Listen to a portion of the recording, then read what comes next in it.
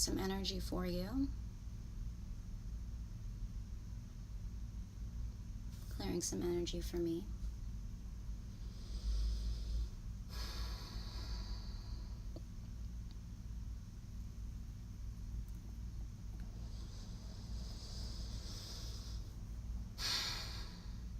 There's a strong energy around, my friends. If you're an empath, you're used to saying that. If you're an empath, you're very sensitive to not only your own energies and emotions, but the energies and emotions of the space around you and the people around you.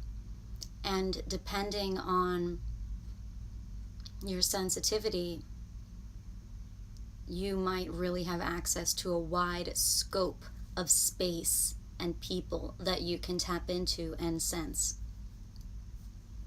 So just saying there's a strong energy around, if you're an empath, it's kind of an everyday statement. And I think this message today is aimed at my empaths. By the way, everyone has empathic abilities. Everyone has these sensitivities and abilities to tap into other people. But for some of us, it comes a bit more natural. As I was saying,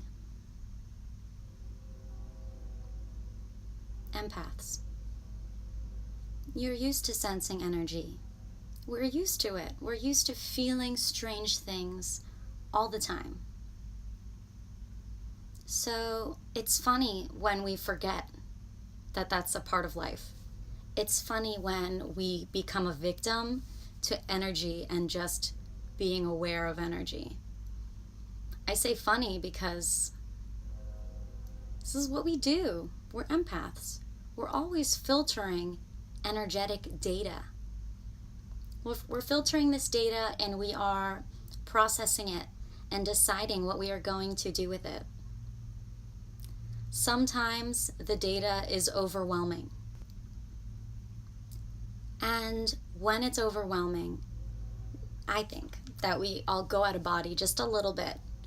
We disassociate just a little bit because it's so much material, so much data coming in that it's a little overwhelming. It's a bit much. But eventually we come back into body.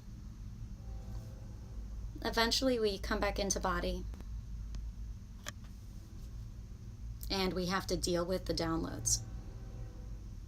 Eventually we come back into body and we have to deal with the new energy that is existing there. And you guys probably hear me say this all the time, but energy is hitting us all the time, and energy is being integrated whether we like it or not.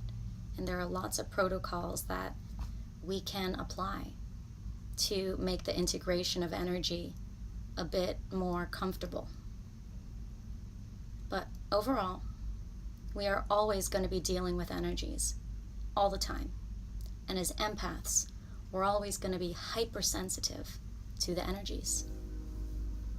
Now, the stance we take with that relationship to energy, if we want to be a victim to the energy, that's a choice. If we want to disassociate from the energy and go out of body every time, that's a choice. Because I think now we're starting to learn that every time we disassociate and go out of body because the energetic downloads are so strong, when we come back into body, it's just as unpleasant as the original downloading process. These energies are hitting us no matter what. So we just got to keep aligning and loving ourselves and doing our best.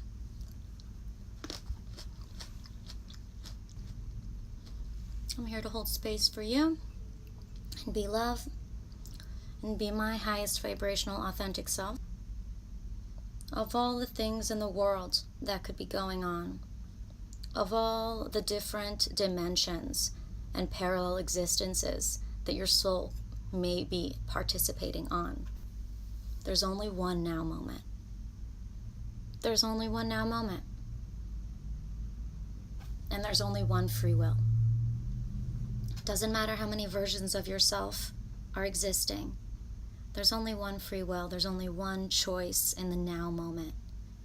And it's that perspective, it's me aligning with that awareness that raises my vibration, and it brings me back into body, and it empowers me. And it aligns me with my center. And self-love is the other thing.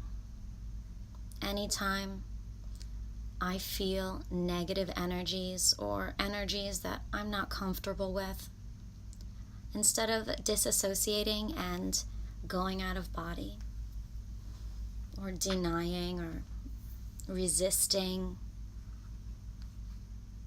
I participate in the Matt Kahn style I love yous. I say I love you to myself, and I love you to the downloads of energy, and I say I love you to me over and over and over again, and it has these waves. It has my perspective of the waves of energy shift.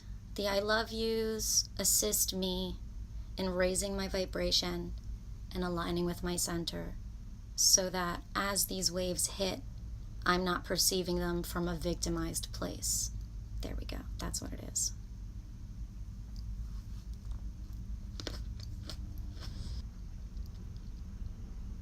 If you're self-aware, that's an incredible thing, because not all people are. Not everyone is self-aware of their thoughts, and definitely not everyone is interested in becoming self-aware of their thoughts. Not everyone is interested in monitoring the contents of their thought to see if they're of a vibration that is productive and that is going to assist them in manifesting that which they so desire from a heart-based center. So if you're here, if you are self-aware or interested in being self-aware, that means you are actively monitoring your thoughts, monitoring the words that you allow into your sphere of awareness, and editing and catching whatever thoughts or whatever words, sentences, phrases, thought patterns that you don't agree with or that aren't of a high vibration. And we got to be self-aware. We got to be willing to call ourselves out. You know, everyone's human. No one's perfect. This is a process of reintegrating the ego into the heart. It's not for the faint of heart. And it's definitely not for anyone who likes to feel like shit. Because, you know, it's really easy to do that. It's not that easy, though, to say, I love you, to terrible feelings. But it does raise your vibration about it. I hope this video helps.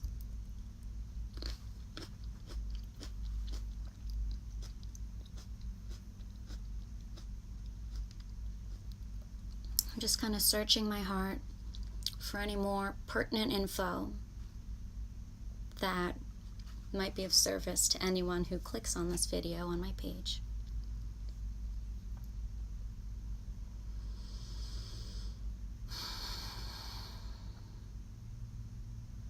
And I think the last thing that I'd like to say is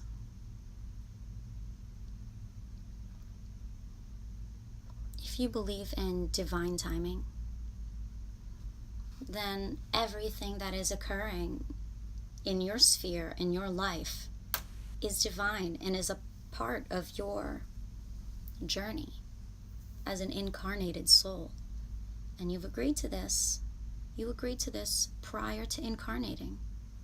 So hunker down, get into that human body, and really love yourself. I'm full of love. It's me, Brigette, Love Steady Life. Check out my website. I made a new blog post. You can also schedule a reading with me. If you want to do some personal training for your physical body, you can schedule an online session with me. I'm here for you.